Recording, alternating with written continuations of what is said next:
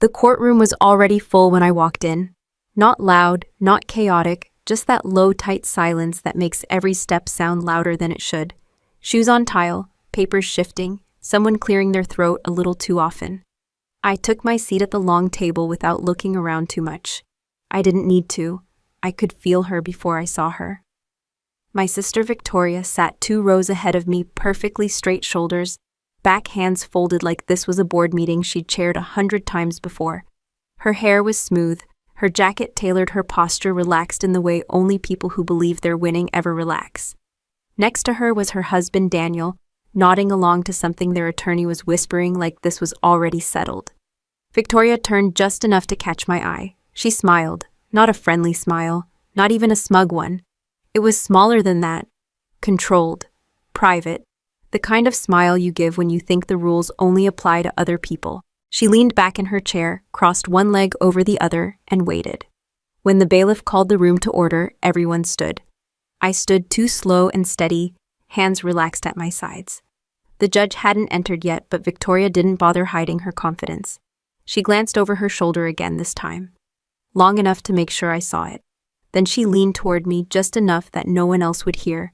"You'll never touch my money again." She said it calmly, not angry, not emotional, like she was stating a fact everyone else in the room already understood. Daniel nodded without even looking at me like he was agreeing with the weather report. I didn't respond. I didn't need to. I rested my hand on the folder in front of me, a plain manila folder, no label, no markings. Inside it was a sealed white envelope, thin, ordinary, the kind of thing people underestimate because it doesn't look like much.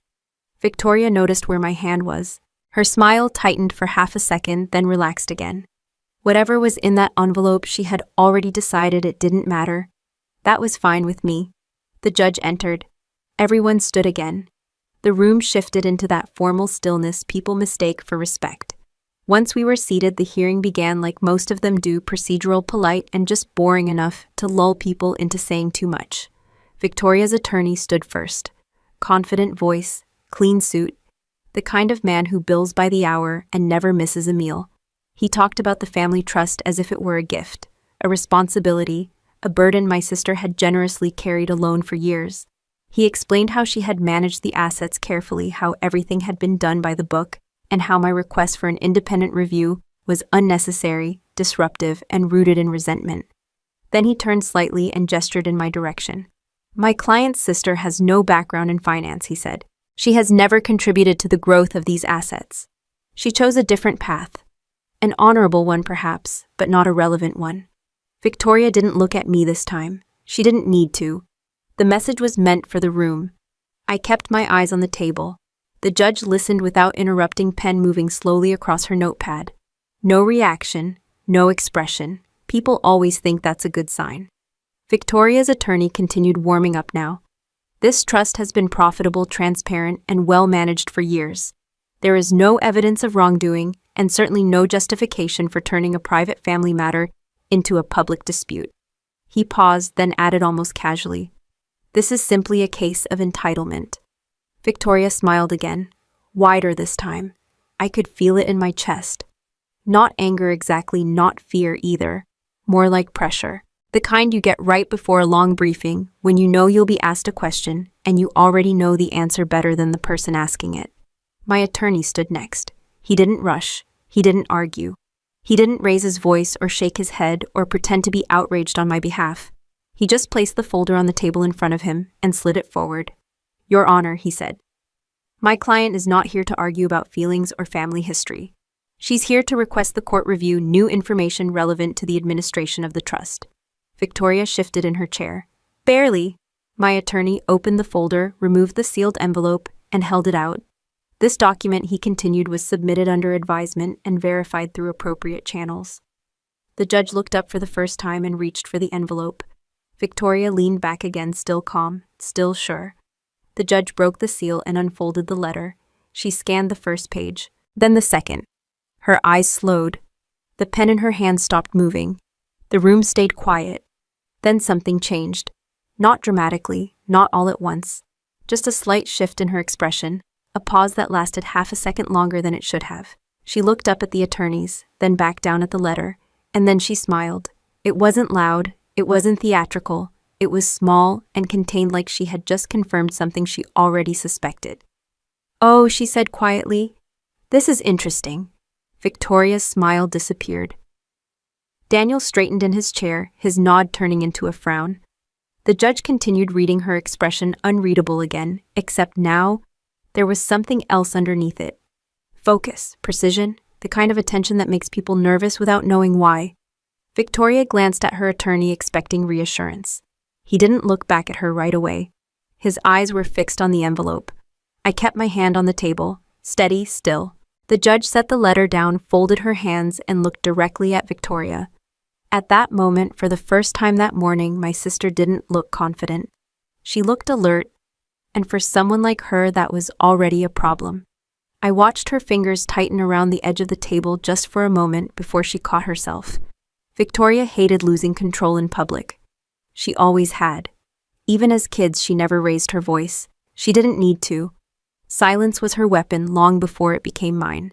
That small movement pulled me backward, not in memory, but in recognition. I'd seen that grip before. At dinner tables, in parking lots, in rooms where no one else noticed the shift because no one else was looking for it. Growing up, people assumed Victoria and I were close. Two daughters close in age, raised under the same roof. That assumption saved her a lot of effort. She let everyone believe it. The truth was simpler. Victoria learned early that being first meant being safe. First to speak. First to decide. First to be believed. I learned something else. I learned how to wait. Our parents liked to tell a story about us at parties. Victoria was the planner, the responsible one. I was the adventurous one, the one who needed structure. They laughed when they said it like it was charming. It never felt charming to me. When Victoria got into business school, our mother cried. When I told them I was enlisting, my father nodded once and said, "If that's what you want, no tears, no speeches." Just a quiet acceptance that sounded a lot like disappointment. Victoria didn't say much that night. She just asked if I understood how much money I was walking away from. I told her I understood exactly what I was walking toward. She smiled the same way she had in court that morning. Over the years, the distance between us became normal. She stayed close to home-built connections, learned the language of contracts and returns. I learned how to follow orders, how to read a room, how to keep my mouth shut when the stakes were higher than my pride. We talked on holidays, texted on birthdays, surface-level contact that looked healthy from the outside. Victoria liked it that way. It made everything cleaner. When our parents died 3 years apart, the grief brought us into the same room again. Not closer, just closer in proximity. The trust had already been set up by then. Estate attorneys, accountants, a structure that made sense on paper. Victoria was named trustee. No one asked if I had a problem with that. I didn't offer one. At the time, it didn't matter. I had my career, my own income, my own sense of order. The trust was something abstract, like a savings account you forget exists because you don't need it. Victoria handled the paperwork with practiced ease. She spoke in numbers and timelines in phrases like long-term strategy and risk management. I listened. I nodded. I signed where I was told. That became our pattern. The first time I asked for a detailed report, it was casual. A quick email, nothing confrontational. I needed some documentation for a routine financial review tied to my clearance. She replied 3 days later with a short message saying she'd get to it. She didn't. The second time she called, instead of writing back, her voice was calm, almost patient. "You don't need all that," she said. "It's complicated and it's being handled." I told her I just needed copies. She sighed like I was asking her to explain calculus to a child. "Trust me," she said. "This is what I do." That word trust hung there longer than she expected. After that, the delays became patterns, partial statements, summaries instead of documents, explanations without evidence. Every request turned into a reminder of how busy she was, how demanding the responsibility had become. At one point, she asked why I suddenly cared. I told her I always had. She laughed, a soft, dismissive sound. "No," she said, "you didn't. You just think you should now." That was the first time she made it clear that the trust wasn't ours anymore. It was hers. I was just someone she had to manage. I didn't argue, I didn't push. I let the silence stretch until she filled it with assumptions. She always did. From her perspective, I was predictable. The sister who went away, followed rules, didn't understand money. The one who would eventually get bored or distracted and stop asking questions. That belief gave her confidence. Confidence makes people sloppy. By the time the next year rolled around, my access had narrowed further. Statements arrived later. Some didn't arrive at all. When I asked about specific line items, she redirected the conversation toward family harmony, toward how hard the past few years had been, toward how I should focus on my career and let her handle the rest. Daniel backed her up. Not aggressively, just enough to signal unity. He played his role: well-supportive husband, silent partner, the reasonable one in the room. I saw it for what it was, a closed circle. At a family gathering that summer, Victoria pulled me aside near the kitchen, away from the others. She spoke quietly, smiling for anyone who happened to glance our way. "You keep digging," she said, "and people start asking why." I asked who those people were. She shrugged. "People who don't need to be involved." Her hand rested lightly on my arm as she said it. Not a threat, not exactly. More like a reminder that she knew where pressure points existed. That night, lying in a guest room I hadn't slept in since college, I stared at the ceiling and counted the small cracks in the paint. It wasn't anger that kept me awake. It was clarity. Victoria didn't see me as family.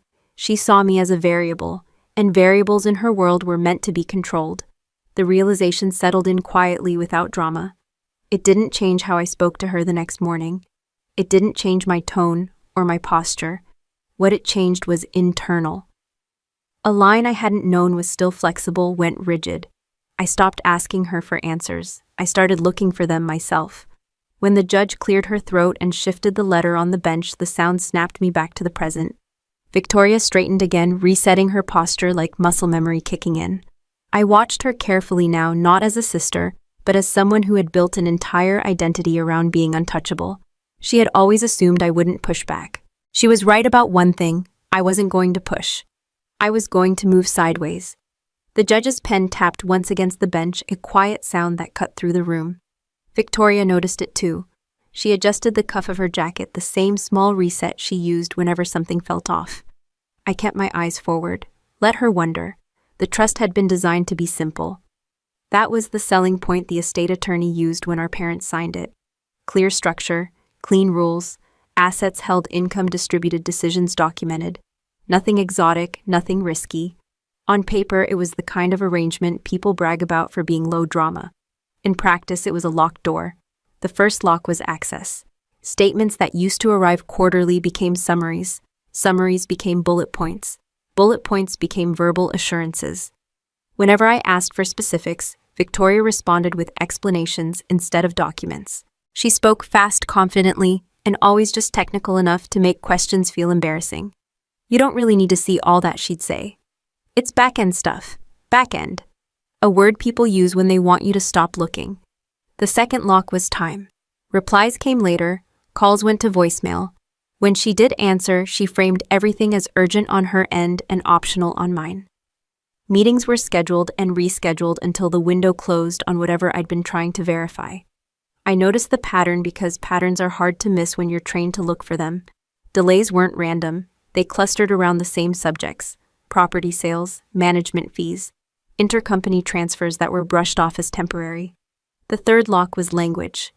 Victoria stopped saying our parents' trust and started saying the trust.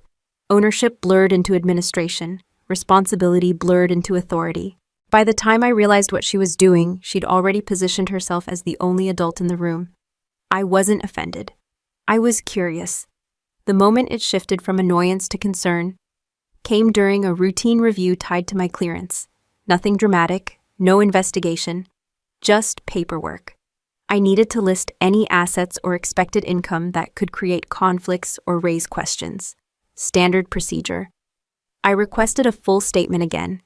This time, I put the request in writing and included the reason: professional, neutral, clean. Victoria called me within an hour. "Why are you dragging the military into this?" she asked. I told her I wasn't. I told her it was a formality. She exhaled slowly, like she was calming herself down for my benefit.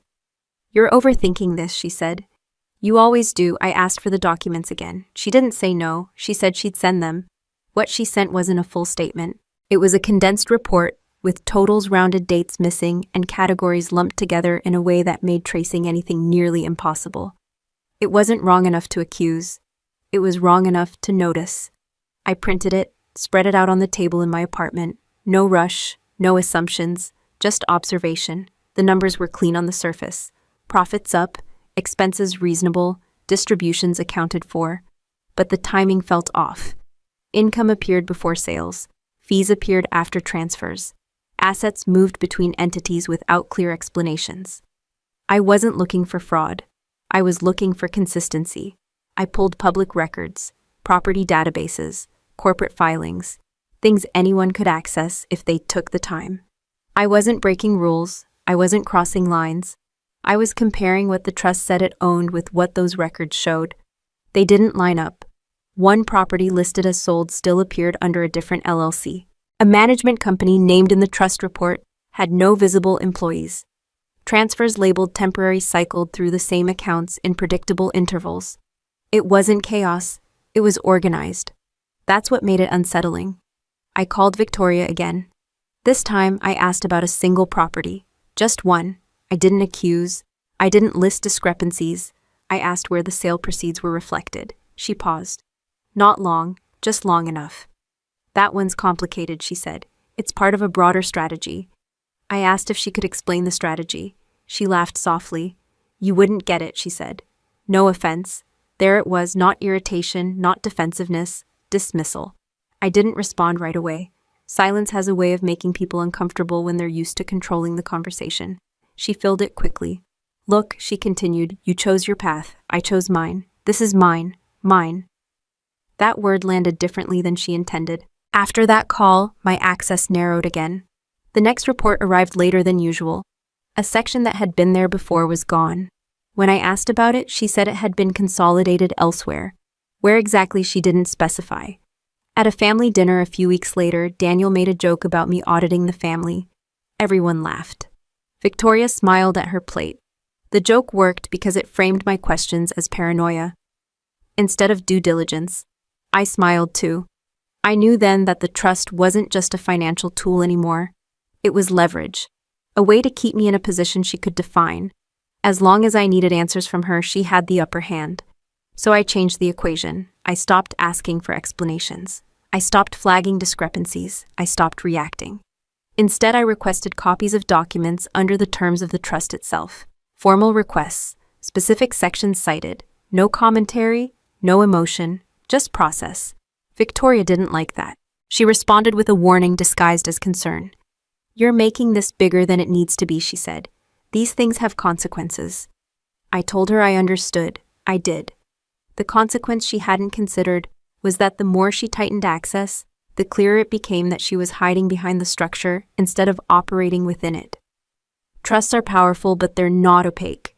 They rely on compliance, on records, on rules that don't bend just because someone feels entitled. By the time the judge glanced down at the letter again, her expression neutral, but attentive, I had already mapped the edges of the box my sister thought she'd sealed. Victoria shifted in her seat, sensing movement she couldn't see. She had locked me out of the trust. What she hadn't realized was that she'd also locked herself in. The judge turned a page, the paper making a dry sound that carried farther than it should have. Victoria sat straighter. Daniel leaned in, whispering something I couldn't hear. I focused on my breathing, in through the nose, out through the mouth, the same rhythm I used during inspections when details mattered more than reactions. The paperwork that started all of this hadn't felt dramatic at the time. It was routine, the kind of administrative task that lives at the edge of your attention until someone reminds you it exists. My clearance review came up on schedule, a reminder that even boring accuracy matters when you wear a uniform. List assets, disclose income, confirm there are no conflicts, sign and submit. I didn't think of the trust as a problem then. I thought of it as something I needed to document correctly. The problem revealed itself in the margins.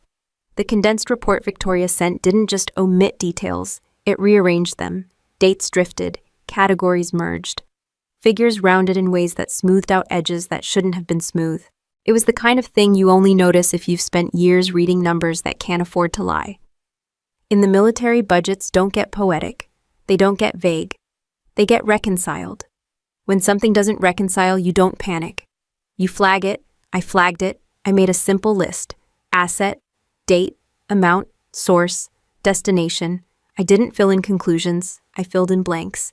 Then I went looking for the blanks that stayed blank. Public records are honest in a boring way. Property databases don't care about family dynamics. Corporate filings don't worry about awkward conversations. They show what was filed when it was filed and who signed it.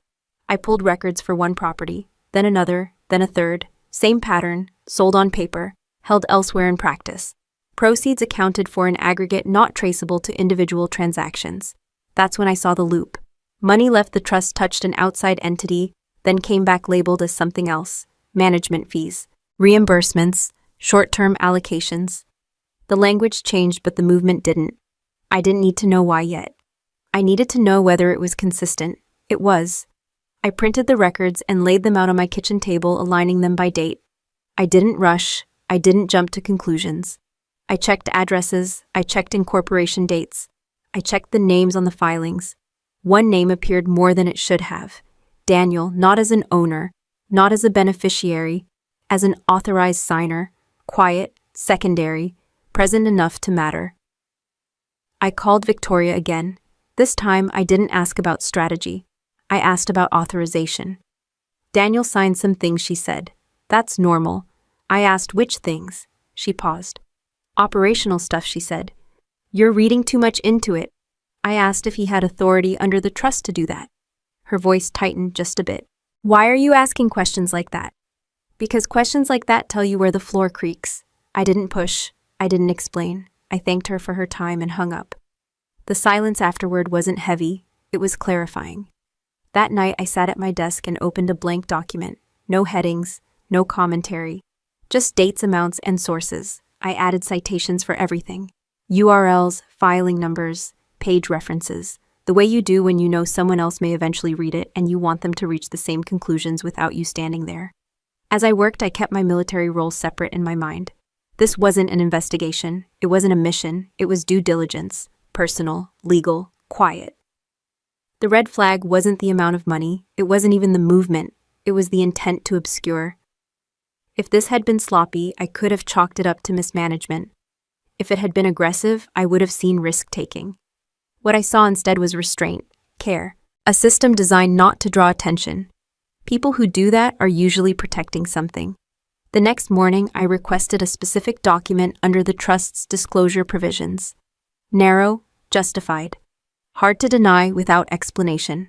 Victoria didn't respond. 2 days later, Daniel called me. He'd never called me directly before. He asked how I was doing, asked about my work, mentioned the weather where I was stationed like he'd looked it up. Then he shifted. You know Vic's under a lot of pressure, he said. She's just trying to keep everything running smoothly. I told him I understood pressure. She worries you don't trust her, he continued. That hurts. I asked him if he was authorized to speak on behalf of the trust. He laughed, not kindly. Let's not make this formal, he said. That was the moment I stopped thinking of this as a family issue. Formal is what you avoid when the structure doesn't protect you anymore. I told him my request was in writing and I'd wait for a written response. He didn't argue, he didn't agree. He said he'd talk to Victoria and ended the call. 3 days passed. No response. On the 4th day, I received a partial document. Redacted, incomplete. The kind of compliance that satisfies no one and signals panic to people who recognize it. I added it to the file. By then, the pattern was unmistakable. Funds cycled through entities that existed solely to receive them. Fees charged without clear services rendered. Assets held under overlapping control. Nothing screamed criminal on its own. Together, it suggested something else. I consulted a civilian attorney, not a favor, a consultation. I paid for the hour and brought only public records. I didn't mention my sister. I didn't mention the trust. I described a hypothetical structure and asked where the risks were. He listened. He asked questions. He didn't interrupt. When I finished, he leaned back and said, "This stops being hypothetical if there's tax exposure." I asked what created that. Movement across state lines, he said.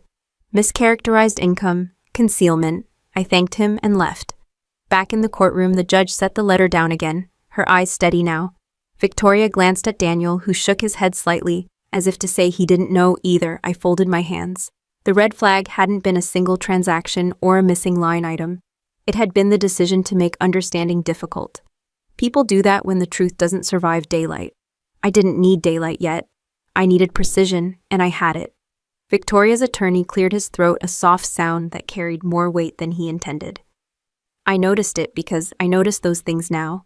Small signals, micro adjustments, the kind people make when certainty starts slipping. I didn't look at him. I kept my attention on the table, on the grain of the wood, on the steady pressure of my palms.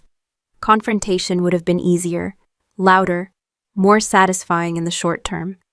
It also would have been useless, so I didn't confront her. I documented. Every time I found something that didn't line up, I wrote it down without commentary. No conclusions, no speculation, just facts, dates, amounts, entity names, signatures. I built a timeline that could stand on its own, even if my name were stripped off the cover. At work, I did the same thing. Different context, same discipline. When a shipment didn't match a manifest, you didn't accuse the vendor. You verified the count. When a contract didn't match the deliverables, you didn't argue intent. You checked the clause. The habit followed me home. My apartment became a quiet workspace. No dramatic late nights, no coffee-fueled panic. I set aside an hour after dinner and treated it like any other responsibility. Phone on silent. Laptop open. Files arranged in a clean hierarchy that made sense to someone other than me. Victoria, meanwhile, grew comfortable again. She assumed my silence meant I'd backed off. People like her mistake quiet for surrender. She resumed speaking to me in that familiar tone. Pleasant, managerial, faintly condescending. She talked about upcoming renovations, about market conditions, about how exhausting it was to carry everyone. I let her talk. The more she talked, the more she revealed what she thought was safe to reveal. Names slipped out, timelines overlapped. Just enough detail to fill in gaps she didn't realize were there. At one point, she mentioned a property I hadn't asked about yet. I made a note. Daniel became more visible too. Emails copied. Decisions framed as joint. His language was always careful, always supportive, always just vague enough to avoid responsibility. He positioned himself as a helper, not a driver. I noted that as well. One evening, while cross-referencing a transfer labeled administrative adjustment, I noticed something that made me sit back in my chair. The same amount had moved 3 times in 6 weeks. Different labels, same destination. A shell that existed solely to pass money through. That's when I stopped treating this as a collection of anomalies and started treating it as a system. Systems don't require intent to be proven. They require consistency. I reorganized my notes. I stopped grouping by asset and started grouping by behavior. Transfers without documentation, fees without services, sales without exits. Each category filled itself faster than I expected. I didn't rush to fill in motive. Motive is the least reliable part of any explanation. People lie about why they do things. Numbers don't lie about what they do.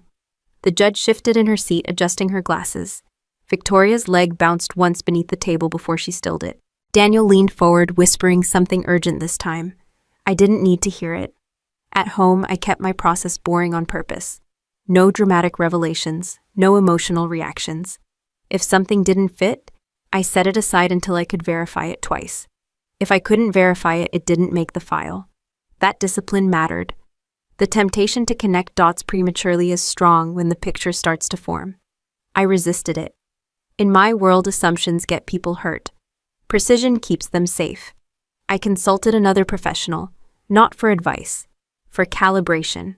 I described patterns without names, without family context, without emotion. Just structures, just flows.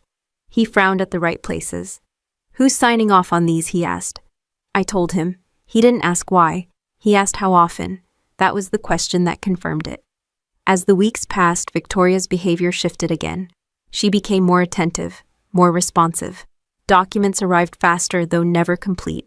She praised my work, asked about my schedule, suggested we have lunch like old times. It would have been almost flattering if it weren't so transparent. I declined the lunches, accepted the documents, added them to the file. Daniel tried a different approach. He framed my questions as stress-induced, suggested I was taking on too much, mentioned how hard military life could be, how it changed people. I told him I was doing fine. He didn't like that answer. At one point, an email arrived that wasn't meant for me, a reply. All mistake, brief, technical, confirming a transfer window. It was gone a minute later, recalled, but not before I'd saved a copy. I didn't respond. I added it to the file. That was when I stopped pretending this could resolve quietly within the family. Not because of the amount involved, but because of the intent to keep it hidden. Families argue, they disagree, they even mismanage money. They don't usually build systems to avoid scrutiny unless scrutiny is dangerous. I scheduled another consultation this time with someone who understood both financial structures and consequences. I didn't ask if what I had was illegal. I asked what thresholds mattered. He didn't hesitate. Pattern, he said. Jurisdiction. Misrepresentation. I checked all 3 boxes without speaking. Back in the courtroom, the judge looked down at the letter again, her expression thoughtful now rather than curious. Victoria's attorney shifted his papers, aligning them into a neat stack that suggested preparation without confidence. I sat still. Documenting everything had taken time. It had taken restraint. It had taken a willingness to let people underestimate me while I worked. That part hadn't been difficult. I'd been underestimated my entire life. What surprised me was how calm I felt once the file was complete. Not relieved, not vindicated, ready. I hadn't confronted my sister because confrontation would have allowed her to argue. I hadn't argued because arguments are distractions. Documentation isn't. The file existed now independent of me. It didn't care about family history or tone of voice. It told a story with or without my participation. Victoria had built her authority on control. I had built mine on record. And records don't blink when someone tries to intimidate them. My phone vibrated once on the table. Not a call, a calendar alert. Clearance review, follow-up documents due. I silenced it and kept my hands where they were. Pressure shows up in small ways first. You learn to recognize it before it decides how loud to be. Doing things the right way always costs more than people expect. It costs time. It costs sleep. It costs the option of pretending you didn't notice something when noticing would be inconvenient. I'd chosen that cost the moment I stopped asking Victoria questions and started building a record. The first price was distance. Not just from my sister, but from the comfortable fiction that family would smooth this over if I just explained myself better. I didn't explain. I didn't defend. I kept my language precise and my requests formal. That alone changed how people treated me. Victoria noticed it immediately. Her messages shifted from managerial to personal. She asked how I was holding up, told me she worried about me, mentioned how stressful my job must be. It was concern with an edge care framed as correction. I replied politely, briefly, with dates and document numbers. Daniel tried a softer approach. He called late one evening, his voice lower than usual, like we were sharing something confidential. "You know this could affect you too," he said. "Clearances are sensitive. They don't like complications." I told him accuracy wasn't a complication. He sighed, the sound people make when they think you're being unreasonable on purpose. "You don't have to prove anything," he said. "Families handle things internally." I told him the trust had disclosure provisions for a reason. Silence followed. Not thoughtful silence, the kind that weighs options. That was the second cost risk. Not the dramatic kind, but the professional kind. The quiet understanding that if this went sideways, it wouldn't be a family argument anymore. It would touch my record, my career, my credibility. People who don't live inside systems underestimate how unforgiving they can be. I didn't panic. Panic invites shortcuts. I did what I always do when the ground feels unstable. I checked my footing. I spoke to my commanding officer, not in detail, not with accusations. I told him I was involved in a private legal matter related to inherited assets and that I was handling it through proper channels. I asked if there were any reporting requirements I needed to be aware of. He listened, asked 2 questions, gave me clear guidance. "Keep it documented," he said, "and don't freelance." I thanked him and followed exactly that advice. The third cost was internal, the kind no one sees. I slept less, not because I was anxious, but because my mind stayed active longer than usual. Patterns have a way of replaying themselves once you've learned to see them. I learned to shut that off deliberately. No late-night theorizing, no spirals. When the hour was up, the file closed. Victoria tested boundaries. She scheduled meetings without agendas. She forwarded emails that implied urgency without substance. She tried to pull me into conversations that weren't recorded. I declined those invitations, always politely, always in writing. Her frustration leaked through the cracks. Short replies, missed calls, a comment at a family event about how some people don't understand the damage they cause when they don't trust others. I didn't react. At work, nothing changed. That was the point. I showed up on time. I met deadlines. I passed inspections. Consistency is the strongest counter to suspicion. When everything else feels unstable, routine becomes evidence. One afternoon, a colleague asked if everything was okay. I told him it was. That was true. Being under pressure doesn't mean something is wrong. It means something matters. The fourth cost arrived quietly. A letter from the trust's attorney, carefully worded, suggesting mediation, not offering information, not acknowledging discrepancies, just proposing a conversation. I read it once, then again. Mediation is useful when there's disagreement about interpretation. It's less useful when there's disagreement about facts. I declined. In writing, with citations. That's when the tone changed. Victoria stopped calling. Daniel stopped pretending to smooth things over. Communication narrowed to legal channels. Messages became shorter, more defensive, more precise. They were preparing, so was I. I refined the file. I removed anything that relied on inference. I highlighted repetition. I created a separate index that mapped behavior across time, rather than by asset. Anyone could follow it without knowing the family context. That mattered. I didn't share the file with friends. I didn't vent. I didn't seek validation. Validation is tempting when the cost starts adding up. It also makes you sloppy. In the courtroom, the judge asked a procedural question. Victoria's attorney answered quickly, too quickly. Daniel leaned back, arms crossed now, a posture that signals resistance rather than confidence. I noticed Victoria's jaw tighten when the judge referenced disclosure obligations. Not accusation, just language. Language has weight when it's chosen carefully. The cost of doing this the right way wasn't just personal or professional, it was strategic.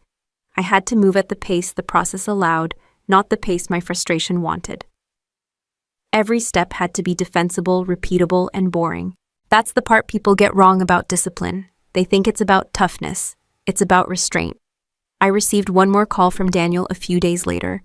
This time his tone was sharper. "You're making this bigger than it needs to be," he said. I told him size wasn't the issue. Accuracy was. He asked what I wanted. I told him I wanted the trust to operate according to its own rules. He laughed once, short and humorless. "Be careful," he said. "People don't forget this kind of thing." I thanked him for the warning and ended the call. That night I reviewed my notes one more time. Not for new information, for coherence. Everything aligned. Dates matched. Signatures repeated. Transfers looped exactly as they had before. The cost had been real. Time, sleep, relationships. A measure of comfort I hadn't realized I valued until it was gone. What I gained was clarity. I wasn't guessing anymore. I wasn't reacting. I wasn't hoping for understanding. I was operating inside a framework that didn't bend to pressure or tone. In the courtroom, the judge folded the letter and set it beside her notepad. The motion deliberate. Victoria watched her closely now. No smile, no pretense. I sat still, feeling the familiar steadiness that comes when you've done everything you can without cutting corners. Doing this the right way had narrowed my options. It had also narrowed theirs. And in systems like these, narrowing options is often the most decisive move you can make. The judge's eyes moved from the letter to the attorney's and back again, measuring something she hadn't voiced yet. That quiet assessment mirrored the shift that had already happened for me weeks earlier when the work crossed a line I hadn't drawn but recognized immediately. It stopped being a family matter the day the numbers refused to stay local. Up until then, everything I'd documented could have lived in a civil file. Mismanagement, breach of duty, arguments about authority and disclosure. Ugly but familiar. The kind of dispute families pay professionals to sanitize. Then I traced a transfer that didn't belong to the state it claimed to belong to. I hadn't been looking for geography. I'd been verifying timing. The mismatch jumped out because the filing referenced a jurisdiction that didn't align with the property's location or the entity's registration. I checked it twice, then a third time. Money had crossed state lines under a label that didn't match its purpose. That detail changed the temperature of the room I wasn't sitting in yet. I didn't call Victoria. I didn't call Daniel. I pulled the relevant statutes and read them without drama. Interstate movement, characterization of income, reporting thresholds. The language was dry and unforgiving, exactly the way I prefer it. I made a note in the file. Potential federal exposure, not an accusation, a marker. The next consultation was different. I didn't present hypotheticals. I presented structure. The attorney listened without interrupting, flipping through pages, asking me to pause so he could align one document with another. When he finished, he didn't offer reassurance. He didn't speculate. "This isn't something you want to handle internally," he said. "Not anymore." I asked him what the correct path looked like. "Submission," he replied. "Voluntary, clean, with counsel." I asked what happened to families who tried to keep things quiet at this stage. He didn't smile. They usually regret it. I left his office with a clear list of next steps and no illusions about what they meant. Submitting documentation meant losing control over the pace. It meant answering questions I hadn't written myself. It meant accepting that outcomes wouldn't be negotiated over dinner. I took a day before acting, not to hesitate, to prepare. I reviewed my file with fresh eyes, trimming anything that relied on context only I could provide. I added citations. I included a summary that explained patterns without emotion or speculation. I labeled exhibits in plain language. No cleverness, no commentary. When I submitted it, I did so through counsel the way the system expects. No phone calls, no side conversations, no attempts to frame the narrative. The documentation spoke for itself. The response wasn't immediate. It never is. Systems don't move faster because you're anxious. They move when they're ready. In the meantime, life continued. That was the strange part. I went to work, I ran briefings, I corrected a junior officer's spreadsheet and reminded him to double-check his assumptions. I cooked dinner, I slept. Victoria noticed the shift before she understood it. Her emails changed tone again, shorter, more pointed. She asked if I'd taken this somewhere else. She reminded me that outside involvement could escalate unnecessarily. I replied with one sentence, "I'm following the appropriate process." She didn't respond. Daniel tried once more. His message was clipped, stripped of the friendliness he'd used before. "This doesn't need to become what you're making it," he wrote. I read it, saved it, and didn't answer. The first formal contact arrived a week later. Professional, neutral, acknowledging receipt, requesting clarification on a limited set of items. No accusations, no conclusions. I provided what they asked for exactly as requested. Victoria called me that night. She didn't bother with pleasantries. "What did you do?" she demanded. I told her I submitted documentation related to the trust's administration. Her voice rose, just a little, enough to reveal panic she couldn't fully contain. "You went outside the family," she said. "Do you have any idea what that does?" I told her I did. She accused me of betrayal, of overreacting, of trying to punish her for choosing a different life. The words tumbled out faster than she could organize them. Anger has a way of loosening people's grip on precision. I let her speak until she ran out of momentum. Then I said, "The documentation stands on its own." She hung up. That was the last direct conversation we had. After that, everything filtered through intermediaries, attorneys, emails drafted in passive voice, requests framed as cooperation rather than obligation. The illusion of control shifted from her to the process itself. At work, I reported the involvement as required, not the details, the existence. Transparency matters more than explanation in those moments. My commanding officer acknowledged it and told me to keep him informed of any changes. I did. The questions from outside agencies came in measured waves: clarifications, confirmations, requests for originals. I answered them all without commentary. Facts don't need advocacy when they're arranged properly. Victoria's behavior grew erratic. Not outwardly, not in ways anyone else would notice, but I could see it in the timing of responses, in the defensiveness of language, in the sudden eagerness to provide documents she'd withheld for years. It was too late for that to matter. The system doesn't reward late cooperation, it records it. In the courtroom, the judge adjusted the stack of papers in front of her, aligning the edges with care. It was a small gesture, but it carried intention. She wasn't skimming anymore. She was structuring. Victoria's attorney leaned toward her and whispered urgently. She nodded once, then stared straight ahead, jaw-set, eyes unfocused. I didn't look at her. When something stops being a family matter, it doesn't announce itself. There's no dramatic moment where everyone agrees the rules have changed. It happens quietly when behavior crosses thresholds that don't care about bloodlines. I hadn't escalated. I'd complied. That distinction mattered. By the time the judge looked up again, her attention had shifted from personalities to obligations, from stories to standards. The room felt different, less conversational, more procedural. I sat with my hands folded, posture unchanged, the same way I do when a briefing transitions into an inspection. At that point, it no longer mattered how Victoria felt about me or what she thought my motives were. Those questions had been replaced by others she couldn't answer with tone or authority. The file had left my hands and entered a system designed to outlast emotions. Family arguments end when someone backs down. This had moved into a space where backing down doesn't reset the board. It only gets recorded. I lowered my gaze as the judge asked for a brief clarification, the kind of small procedural question that sounds harmless until you realize it isn't. Victoria answered quickly, too quickly, like she wanted to fill the space before it filled itself. I kept my expression neutral. Looking calm is easy. Looking forgettable takes practice. Playing weak isn't about lying. It's about letting other people project what they want onto you while you don't interrupt them. Outside the courtroom, that posture had already done its work. Victoria's strategy shifted once she sensed the process tightening. She stopped stonewalling and started oversharing. Documents arrived with friendly notes. Calls came framed as check-ins. She talked about how exhausting it all was, how misunderstood she felt, how she just wanted this resolved. I accepted everything she sent. I responded politely. I asked fewer questions. She mistook that for progress. Daniel followed suit. His emails grew longer, packed with explanations no one had requested. He used phrases like industry standard and temporary measures, confident that complexity would blur accountability. It didn't. It sharpened it. I saved everything.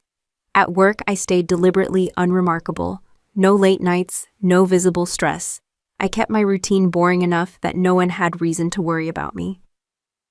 The best camouflage is consistency. The questions from outside agencies continued measured and specific. Each answer I provided was factual, sourced, and restrained. I didn't editorialize. I didn't volunteer more than was asked. Precision builds trust faster than enthusiasm.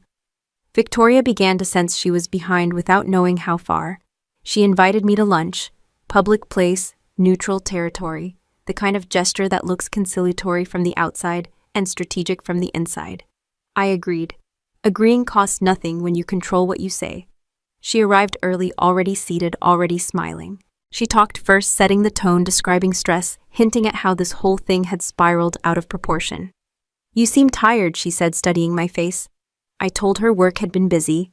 She nodded, sympathetic. "I worry about you. This can't be good for your career." I thanked her for her concern. She leaned in slightly. "We could make this easier. You don't have to carry everything." I asked her what she meant. She spoke carefully, then choosing words the way people do when they think they're offering a compromise. She suggested revisiting distributions, adjusting roles, bringing in a neutral advisor, one she already knew. I listened. I nodded. I asked practical questions. I let her believe she was steering the conversation. When she finished, I said I appreciated the offer and needed to think about it. She smiled, relieved. "Of course. Take your time." I left the lunch with nothing new agreed upon and 3 new statements on record. That's the thing about playing weak. People say more when they think you're listening instead of evaluating. Daniel escalated next. His tone hardened. He warned about reputational damage, about drawn-out processes, about how ugly things could get when they went public. He framed it as advice. I told him I was following counsel. He didn't like that phrase. Counsel is impersonal. It doesn't negotiate. At home, I kept my notes updated. I created a separate log for communications after submission dates, times, content.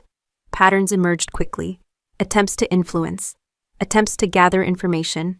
Attempts to test how much I knew. I answered none of them directly. The outside questions grew narrower, less exploratory, more confirmatory. That shift told me the file was being read the way it was meant to be read. Victoria's confidence eroded in small ways. She began repeating herself. She contradicted earlier statements without realizing it. Her emails grew shorter again, stripped of warmth, packed with urgency. In the courtroom, the judge asked for a brief recess to review a point of law. Victoria stood immediately, pacing near her attorney. Daniel whispered, gesturing toward me, his hand slicing the air in frustration. I remained seated. That contrast mattered more than any argument. Judges notice who reacts and who waits. When the hearing resumed, the questions focused on disclosure timelines and authority. Not motive, not intent. Authority, process, compliance. Victoria answered, then corrected herself. Then deferred to counsel. I watched the sequence with detached interest. It was familiar. The moment when a system forces people to speak inside boundaries they didn't write. Outside the courtroom, messages continued to arrive. Some friendly, some sharp, some trying to bait a response. I replied only when necessary, always with facts, always without emotion. One message from Daniel stood out. Short, direct. "You think you're protected," it read. "You're not." I didn't reply. Threats are admissions when preserved properly. I added it to the log. Playing weak requires discipline. The instinct to assert yourself is strong when people push. Resisting it feels counterintuitive. But strength isn't volume, it's position. I had position. Victoria made one final attempt to regain control. She sent a packet of documents late one night with a note saying she wanted full transparency going forward. The packet included things I'd already documented months earlier, presented as if they were new disclosures. I compared timestamps. Originals beat revisions every time. I acknowledged receipt. That acknowledgement changed the tone of the next hearing. The judge's questions became sharper, her patience thinner. The room felt smaller, less conversational, more procedural. Victoria noticed it. She adjusted her posture. She avoided my eyes. Daniel sat rigid, arms crossed. His earlier confidence replaced by calculation. I stayed quiet. Holding the truth doesn't require broadcasting it. It requires keeping it intact while others test its edges. The judge set her pen down and looked at the attorneys, then at the file. Not at me, not at Victoria, at the record. In that moment, the room wasn't waiting for anyone to speak. It was waiting for someone to stop pretending. I didn't need to help with that. Playing weak had bought time. It had invited mistakes. It had let people show their hands without forcing mine. And now the truth sat where it belonged, inside a process that didn't care who felt offended or threatened. It cared whether the facts held. They did. Victoria arrived that morning dressed for victory. The jacket was sharper than usual, the color chosen to stand out without looking aggressive. Daniel followed half a step behind her, carrying a slim briefcase like a prop he'd rehearsed with. They took their seats quickly, efficiently, as if the room belonged to them. Confidence does that to people. It makes movement economical. I came in quietly and sat where I'd been sitting all along, same chair, same table, same folder in front of me. Nothing about my posture invited attention, and that was the point. Victoria glanced at me once and looked away. No smile this time. Just a quick assessment, like she was checking whether I'd changed overnight. I hadn't. Her attorney opened with assurance. He spoke about procedural boundaries, about how much time had already been spent on what he called a narrow family disagreement. He emphasized cooperation. He emphasized transparency. He emphasized how proactive his client had been in providing documentation. Victoria nodded at the right moments. I listened without reaction. When someone tells a story that depends on selective memory, the safest thing you can do is let them finish. The judge let him talk longer than she had in previous sessions. That surprised him. He mistook patience for agreement and leaned into it, layering explanations on top of each other. The narrative expanded, grew more detailed, more confident. That's when mistakes usually happen. He referenced a document that hadn't been submitted, not directly, just enough to imply it existed. He used language that suggested access he didn't have. The judge didn't interrupt. Victoria glanced at him, then back at the bench. Her foot tapped once, then stopped. Daniel leaned toward her and whispered something. She shook her head slightly, eyes forward. When it was my attorney's turn, he stood without flourish. He didn't argue the story point by point. He didn't challenge tone. He asked a single question about timing. The judge turned back to Victoria's attorney. "Counsel," she said, "when was that information provided?" There was a pause. "Not long. Long enough," he answered, confidently. "Incorrectly." The judge made a note. Victoria's shoulders tightened. I focused on the sound of my own breathing. Slow, even. The same cadence I use during inspections when the room is waiting for someone to slip. The hearing continued. Questions narrowed. The judge asked about authority, who signed what, when, and under what provision. Victoria answered herself this time. Her voice steady, her phrasing careful. She spoke like someone who had rehearsed the right answers, but not the follow-up questions. The judge asked one of those. Victoria hesitated. Just a fraction of a second. Enough to recalibrate. She answered again, this time deferring to counsel. The judge wrote something else down. Daniel's confidence drained visibly. His posture shifted from relaxed to guarded. arms crossed, jaw set. He stared at the table like it might offer guidance. I didn't look at either of them. Confidence in a hearing isn't about volume, it's about familiarity. Victoria had spent years running meetings, leading discussions, controlling outcomes. Courtrooms look similar from the outside. Tables, chairs, people taking notes. What she hadn't accounted for was the difference between managing a room and being evaluated by it. Her attorney attempted to regain momentum.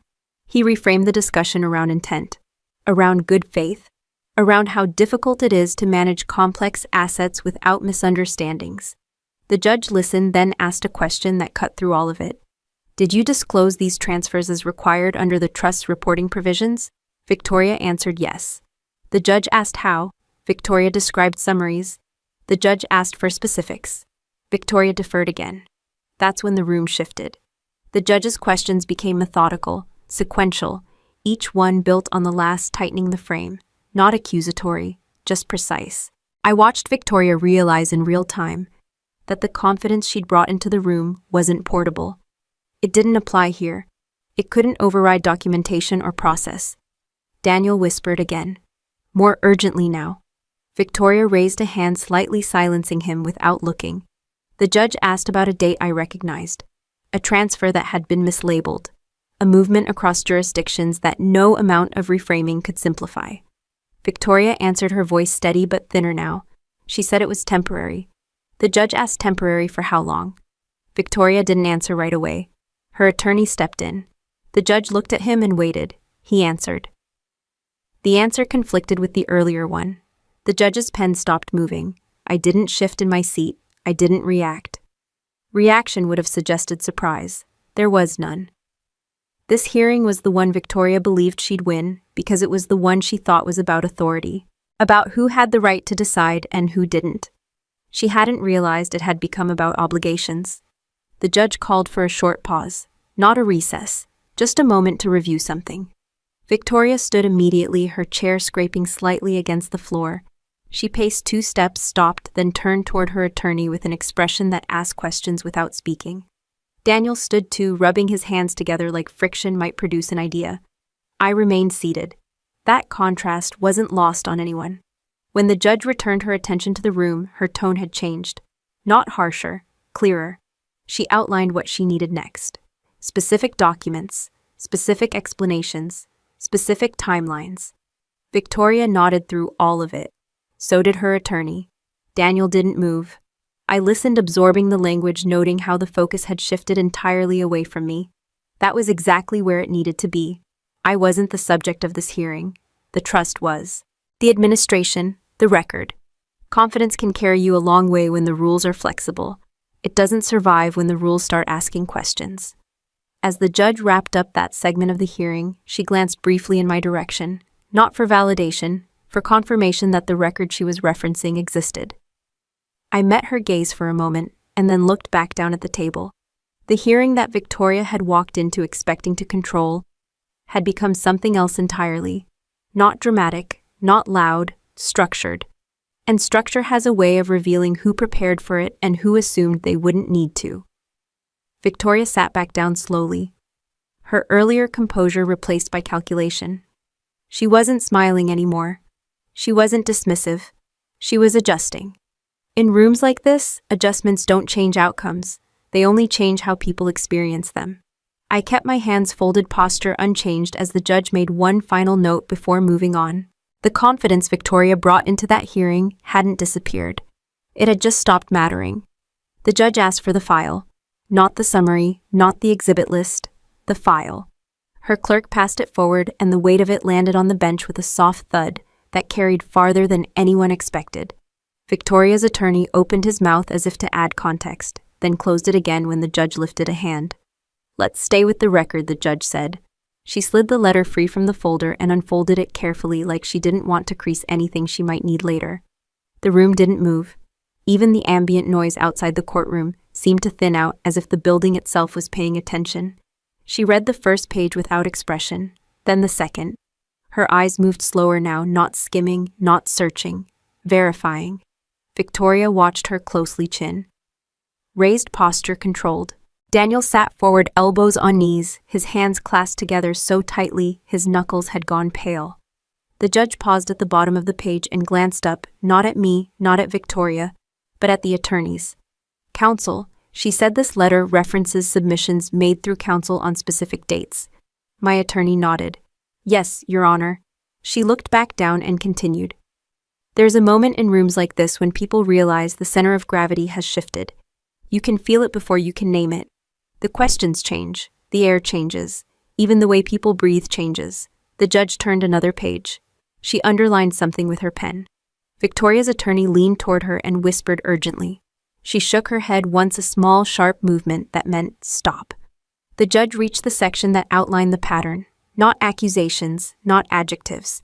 Dates, amounts, jurisdictions. The part of the story that doesn't care who's telling it. She read that part twice. Then she smiled. It wasn't broad, it wasn't amused. It was the expression people get when a puzzle clicks into place and the solution explains more than they expected. "Oh," she said quietly, "this is good." The words landed without drama, but the effect was immediate. Daniel's shoulders sagged as if he'd been holding them up by force. Victoria's eyes flicked to him and then back to the bench, searching for something to anchor to. The judge continued reading now, with a rhythm that suggested she knew where she was going. She didn't rush, she didn't linger. She marked a line, flipped a page, and made a note. "Counsel," she said again, "this outlines a disclosure obligation that appears not to have been met." Victoria's attorney stood halfway, then sat back down. "Your Honor, if I may." In a moment, the judge replied, "I'm still reading." She finished the letter and set it down beside her notepad, aligning it carefully with the edge of the bench. That small act of order mattered. It meant she was done absorbing and ready to apply. She looked up. "Ms. Cole," she said, addressing Victoria directly, "are you disputing the accuracy of the records referenced here?" Victoria opened her mouth, then closed it. She glanced at her attorney, who nodded quickly, encouraging her to answer. "No," Victoria said. "But thank you," the judge said, cutting her off without raising her voice. "That's sufficient." Daniel shifted his chair, scraping slightly as he leaned back. He rubbed his hands together again, a nervous habit he'd never quite managed to break. The judge turned to the attorneys. "The court has concerns," she said, "not about intent, but about compliance. The structure described here is detailed, consistent, and corroborated by independent records." She tapped the letter once with her pen. "This is not a family disagreement. This is an administrative issue with legal implications." Victoria's attorney stood fully now. "Your Honor, we would request time to respond to." "You'll have it," the judge said, "but not to redefine the issue." She outlined next steps, not vague instructions, specific actions, documents to be produced, accounts to be frozen pending review, restrictions placed not as punishment, but as safeguards. Victoria listened, her face composed but tight, like she was holding tension in her jaw to keep it from spilling. Daniel stared straight ahead. I kept my hands folded on the table. The judge's tone never rose. She didn't accuse, she didn't lecture. She simply applied the framework as written, the kind of application that leaves very little room for interpretation. When she finished, she looked briefly in my direction. "Ms. Cole," she said, "thank you for your cooperation and restraint in this matter." I nodded once, not gratitude. Acknowledgement. Victoria's attorney objected to one procedural point. The judge listened, considered it, and adjusted a deadline by 48 hours. That was it. No grandstanding, no concessions that mattered. As the clerk recorded the orders, the room exhaled. Not relief, recognition. Victoria leaned toward Daniel and whispered something I couldn't hear. His response was a slight shake of the head, the kind that means the options you're discussing don't exist anymore. The judge gathered the papers into a neat stack and handed them back to the clerk. "We'll reconvene as scheduled," she said. "In the meantime, the court expects full compliance." She stood, everyone stood. As she exited the courtroom, noise returned in cautious increments. Chairs shifted, papers rustled. People spoke in low voices, choosing words carefully. Victoria remained seated for a moment longer than necessary. When she stood, her movements were slower, less certain. She avoided looking at me as she passed. Daniel followed, his earlier posture gone, replaced by something guarded and brittle. My attorney leaned toward me. "You did exactly what you were supposed to do," he said. I nodded. Outside the courtroom, the hallway felt brighter, louder, more ordinary than it had an hour earlier. People moved past us with no idea what had just shifted inside that room. Victoria's attorney caught up to her a few steps ahead. Their conversation was urgent, clipped, full of legal language meant to rebuild control. I didn't listen. I gathered my things and walked at an unhurried pace toward the exit. The envelope was back in the folder back under my arm, exactly where it had been when I arrived. The difference wasn't in what I carried. It was in what the room now carried with it: orders, records, obligations that didn't dissolve when people left the building. The judge hadn't laughed. She hadn't celebrated. She had smiled briefly at the moment the record made sense. That was enough. By the time I stepped outside into the afternoon light, the process was no longer abstract. It had shape now: timelines, boundaries, consequences that didn't depend on anyone's approval. I didn't feel triumphant, I felt aligned. And in systems that run on alignment rather than emotion, that feeling tends to last. The sidewalk outside the courthouse was warm, the kind of afternoon heat that makes people impatient for air-conditioned cars and quick exits. I stood there for a moment anyway, letting the noise settle into something ordinary. Traffic, footsteps, a siren a few blocks away. Life doing what it does regardless of who just lost control inside a courtroom. Victoria didn't come out right away. Neither did Daniel. I didn't wait to see them. Waiting would have implied interest. I had none. The next weeks unfolded the way processes do, methodically and without drama. Orders were carried out, accounts were restricted. Requests arrived with deadlines attached, and deadlines were met. When documentation is clean, the system doesn't argue with it. It moves. I kept working. That part surprised some people, though it shouldn't have. I showed up on time. I ran meetings. I signed off on deliverables that were actually delivered. When someone asked how things were going, I said fine and meant it. The trust was no longer a conversation. It was a file. Victoria tried once to reframe things. She sent a message through counsel suggesting a practical resolution, not an apology, not an acknowledgement, a proposal that assumed proximity would soften outcomes. It didn't. I declined without commentary. The terms were already set. Adjusting them would have required someone else's consent, and that someone didn't negotiate by tone. Daniel stopped reaching out altogether. His name still appeared in places it hadn't before, but now those appearances were contextualized. Timelines have a way of doing that. Once you see the sequence, the meaning becomes obvious. Family gatherings became simpler, smaller. Some invitations stopped arriving. Others came with a new kind of caution attached. I didn't take any of it personally. Alignment does that to social circles. When you stop playing along, people don't always know where to place you. That was fine. I never asked the court for her money, not once. I asked for compliance, for records, for adherence to the structure that already existed. The outcome followed from that. When distributions resumed under oversight, my portion arrived exactly as outlined. No bonuses, no adjustments, no quiet apologies attached. I accepted it and moved on. The quiet part came later, after the noise of activity had died down, and what remained was just habit. I noticed how much space had opened up where tension used to live. Not relief, space. Room to think without running calculations in the background. I put that space to work. A colleague mentioned a program for military families dealing with financial stress. Not a scandal, not fraud, just confusion, misinformation, a lack of structure. I attended one of the sessions out of curiosity and recognized the same patterns I'd seen before, minus the malice. People don't need heroes. They need clarity. I volunteered to help with documentation, budget breakdowns, plain language explanations. The kind of work that doesn't make headlines but changes outcomes quietly. It felt familiar, useful, grounded. When someone asked why I was doing it, I said because it mattered. That was the truth. Victoria's name surfaced occasionally in updates, not gossip, administrative notices, changes in representation, requests for extensions that weren't granted. The system treated her the same way it treats everyone else, with indifference to status and patience for process. I didn't follow it closely. Following would have implied investment. I didn't need that to feel settled. One afternoon, a check and email arrived confirming the last compliance item had been closed. No congratulations, no commentary, just confirmation. I archived it. The trust continued to exist now, constrained by the rules that had always applied to it. The difference was that someone was actually enforcing them.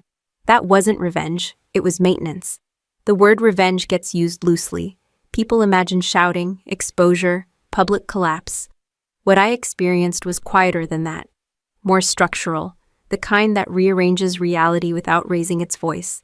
I never touched her money. I didn't need to. What I touched was the framework she thought only she understood. I read it, I respected it. I let it do what it was designed to do when someone stopped interfering with it. There's a difference between taking something and reclaiming alignment. One creates noise, the other creates stability. I chose stability. Months later, I ran into someone who knew both of us. They asked how things had turned out, lowering their voice like they were asking about a scandal. It resolved, I said. They waited for more. There wasn't any. The satisfaction people expect at the end of stories like this never arrived for me, and I didn't miss it. What arrived instead was a steady sense that I no longer had to prove anything. Not competence, not restraint, not worth. The judge's smile stayed with me not because it felt like validation, but because it marked the moment when the record spoke clearly enough to be heard. That's the only kind of smile that matters in rooms like that. I kept my routines. Morning workouts, clean inbox, evenings without background stress. When something needed attention, I gave it attention. When it didn't, I let it be. That's what winning looks like when you don't confuse volume with impact. I didn't rebuild anything from ashes, nothing burned. I adjusted course and kept moving. The life I wanted didn't require anyone else's loss to feel complete. Victoria once told me I'd never touch her money again. She was right. I built my own structure. One that doesn't depend on leverage or silence or control. One that works because it's meant to. And when things work the way they're meant to, there's very little left to argue about.